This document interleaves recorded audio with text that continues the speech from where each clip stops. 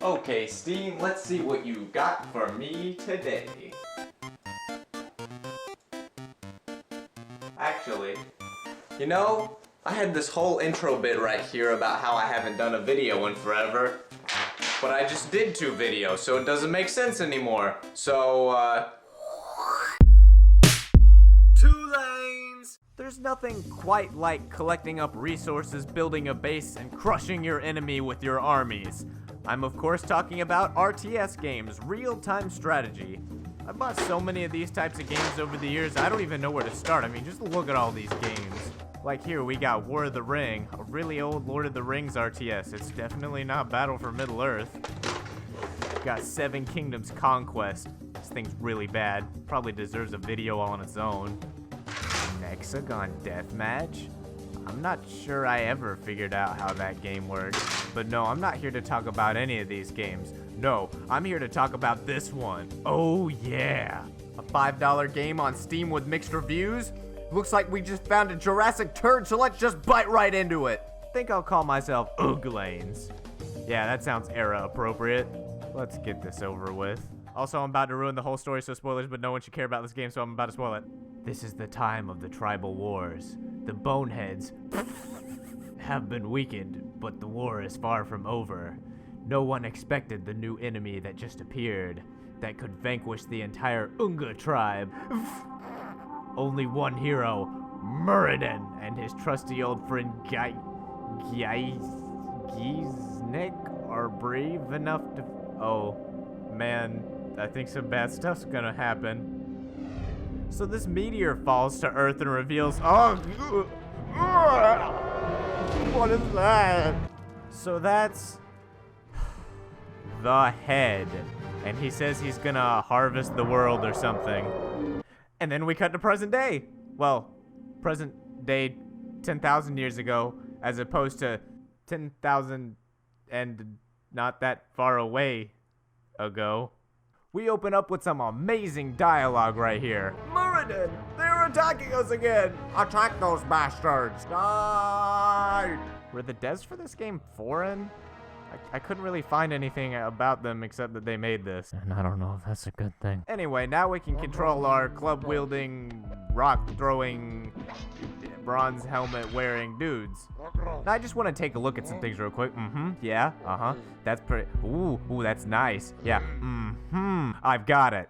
They didn't make the head ugly. It's just that everything is ugly. Glad we figured that out. You meet up with the other hero, Giznik, and he's like, hey man, this bridge is broken. We're gonna need wood to fix it.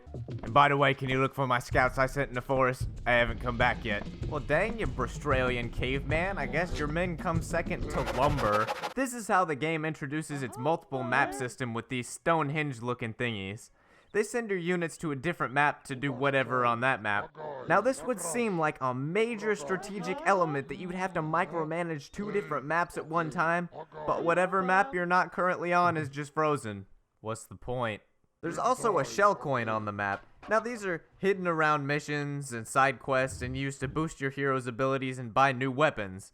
You know, you see you got an axe and a sword, a mace, a crossbow? I think I'm gonna save up for that one. So you fix the bridge and start building on a base to fight the other tribe, the boneheads. And this is where I realized that there's some key elements missing to this game, like no attack move. So all of the fights I ever had in this game kind of just evolved into me sending my dudes into a place in range of the enemy and sort of letting them attack whatever they wanted. Sure, I could attempt to micro all the units, but who's willing to spend that much mental power on a game like this? Another thing you can't do is waypoint villagers to collect resources as they're built. They'll just stand over by the tree like, the fuck you want me to do with this? So I beat the boneheads and got to the end point. Gonna be doing that a lot in this game. The next mission's basically the exact same as the first one, but there's this side quest with this girl that goes sort of like, hello. What are you doing in such a dangerous place? Look at my beautiful flowers. Do you like them? The evil dinosaurs are trying to ruin them. Please help. What a useless thing. But whatever. I'll help protect your garden. That'll teach those dinosaur scums not to mess with that lady's flowers. At the end of this mission, there's 2 arrows, and Muradin says, "We'll have a better chance if we split up. I'll go through the mountains. I'm seasick, so you should sail through the bay."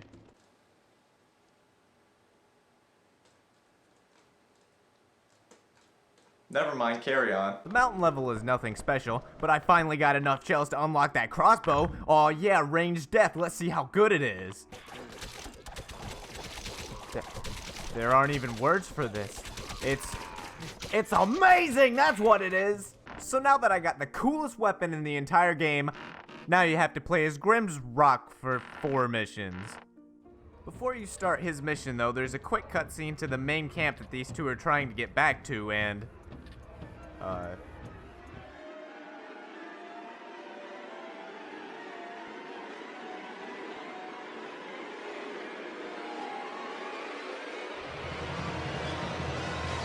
nope!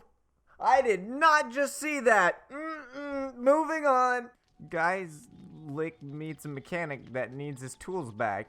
He also passingly adds that my wife is also gone. I haven't seen her for 2 days. I hope this one is not eaten.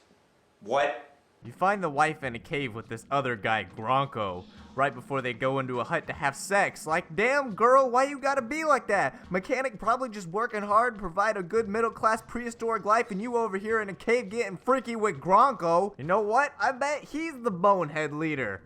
Bastard. Brings a whole new meaning to that name. So then later you build some stuff, and you kill this giant sea worm very slowly with a bunch of ships, and then you do a beach invasion.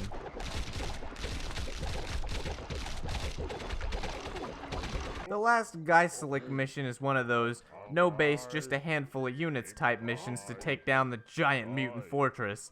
An explorer you find at the beginning of the mission says you can light 3 fires to signal more warriors and workers, to which Guznik asks, "Why haven't you done that yet?" "I'm sorry, I'm too weak-hearted for this kind of job."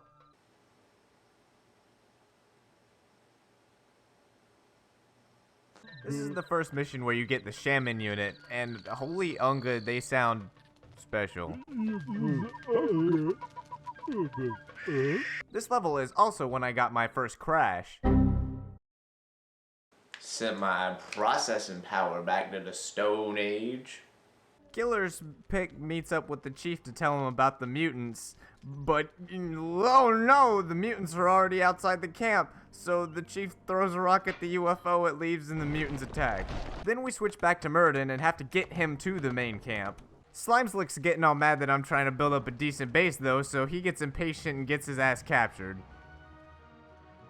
Muradin gets the key to his unbreakable door, reuniting our heroes, who deduce that the enemies are coming from below the ground. Luckily, they have a hostage to tell them that the secret entrance was literally right behind them. It's locked with 3 elemental portals though, so you'll have to go in and destroy the elemental guardians. Am I playing the same game? The elemental portals? What? First, I tried the fire orb and the accompanying giant monster thing. Cheese it with siege.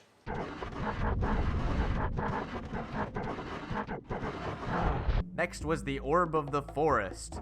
Cheap ass snake bastard, eat arrows. And last but not least, we have the orb of...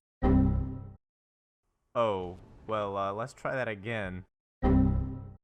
Look, this hurts me just as much as it hurts you at this point, but we can't just stop. We have to finish. We must persevere. It finally works a couple tries later, and the water boss is just a repeat of the snake from earlier.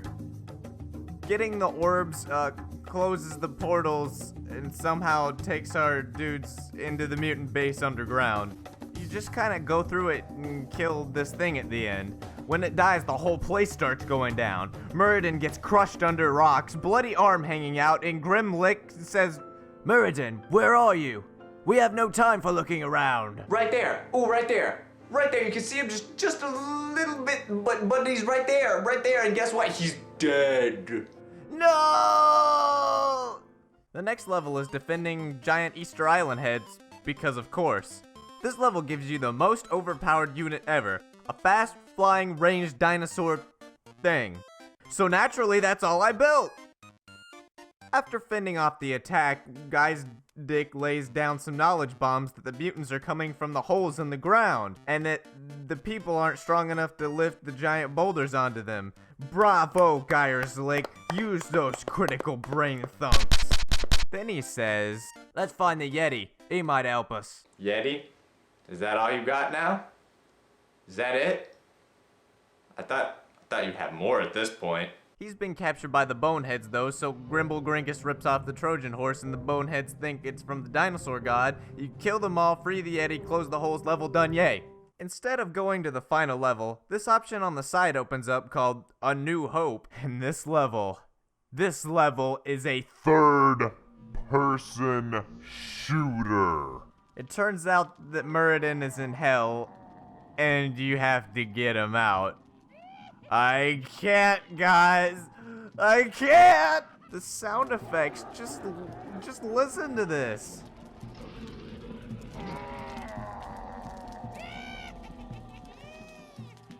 I'm at a loss for words. Here's a montage of this section.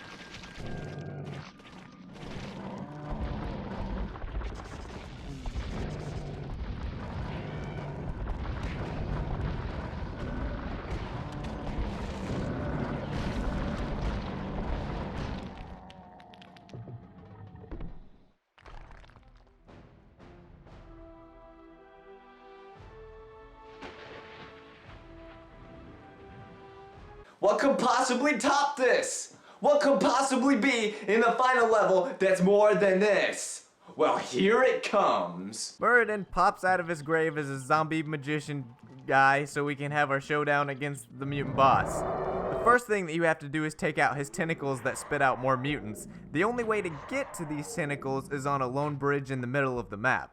Once the tentacles are dead, the head shows up to take out the bridge while Gandalf is still on it. With him holding on for dear life, we have the best moment in this gaming history. The best moment in gaming history. Guys, Nick, where are you? Down here. What are you doing down there? Don't just stand there. Help me. I can't. I'm afraid of heights. Then I have something to tell you. That I am my father? No. I'm the friend of your uncle. No!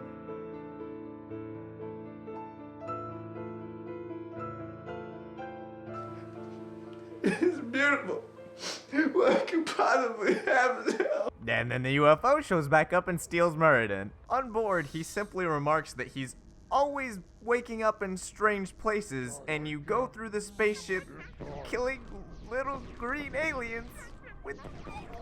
After killing all the aliens and freeing your fellow tribesmen, you take over the spaceship to ferry your men across the gap because the bridge is destroyed. So how do you finally end the mutant menace? Cheese it with siege.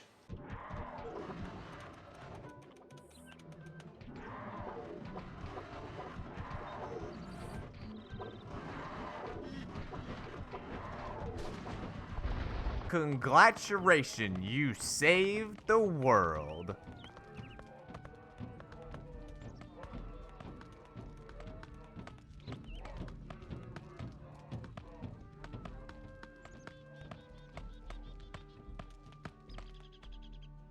This game was ridiculous.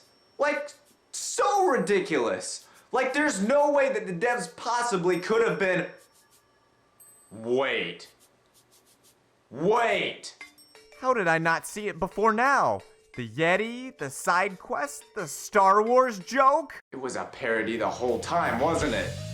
Mother